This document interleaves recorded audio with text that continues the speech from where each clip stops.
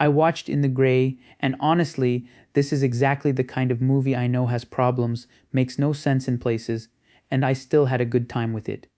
This is a pure guilty pleasure, not secretly great or misunderstood. It has real issues with the writing, the characters, and how the story constantly bends to make Rachel and her team look smarter than everyone else. But I liked it. Before I get into it, like and follow if you enjoy movie reviews that can admit something is flawed without pretending it wasn't fun.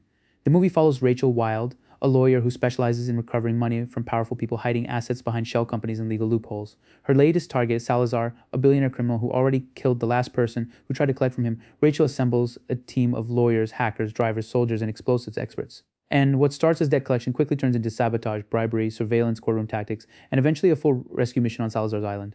That's really the appeal of In the Gray. The movie works best when it stops trying to be believable and just lets these characters act like the most prepared people alive. Rachel's team never has one plan. They have multiple plans, backup routes, hidden vehicles, boats, motorcycles, drones, explosives, and answers for almost everything. The planning scenes were my favorite part. Watching them dismantle Salazar financially is often more interesting than the action. They shut down one of his construction projects over a violation, get thousands of tons of steel impounded through bribery, and sabotage an oil rig in a way that slowly drains his money without detection. Is it realistic? Not really. But the movie sells it with confidence, so you go along with it. The same goes for Wolfgang, the accountant hiding Salazar's money. The team uses his love of backgammon and rare sculptures to trick him with loaded dice and a bugged statue gaining access to his data.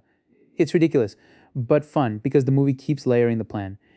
Every time Salazar thinks he understands what's happening, Rachel takes something else, his projects, his companies, his assets.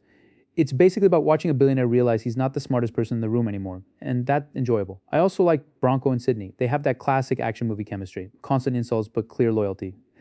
The dialogue overall feels very Guy. Richie, nicknames, clever lines, strange metaphors.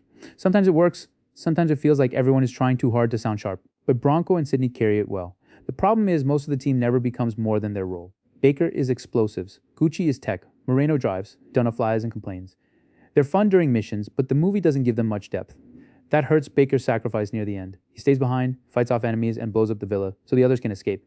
It should be emotional, but the movie didn't build him enough for it to really land. I understood the moment, I just didn't feel it. That's the biggest weakness of In the Gray. The characters are useful, but not always human. Rachel has a similar issue. She's confident and fun to watch, but she's so capable she starts to feel like a cheat code. She knows everything, how Salazar will react, where the money is, who to bribe, what legal move to make. She always has another plan. Eventually the tension fades because you assume she's already accounted for everything. Even when she's kidnapped, it never feels like real danger. Just another setup for the team's next move. The movie keeps saying they're in danger, but keeps proving they're always ahead. That makes the action fun but lowers the stakes. Still, the final act pays off the setup well. The police station rescue, motorcycles, road traps, villa defense, tunnel, zipline, and helicopter escape all come from earlier setups. It feels like the movie uses every tool it introduced. The action isn't groundbreaking, but it's fast and varied enough to stay entertaining. What I liked most is that the movie fully commits to its ridiculous world. It doesn't apologize or pretend to be realistic. It knows the fun comes from watching highly capable people outplay criminals, corrupt officials, and billionaires. And sometimes that's exactly what I want. Not every movie needs to be deep. Sometimes I just want to watch an impossible plan unfold into explosions, chases, and a billionaire losing everything. In the Gray has clear flaws. The characters needed more depth. Rachel is too perfect, and the logic falls apart if you think too hard. But it's confident, fast, and entertaining. So for me, it's a 7 out of 10, not because it's tightly written or believable, it's not, but because it knows how to be fun and commits to it. It's flawed, ridiculous, and a total guilty pleasure, but I had a good time with it.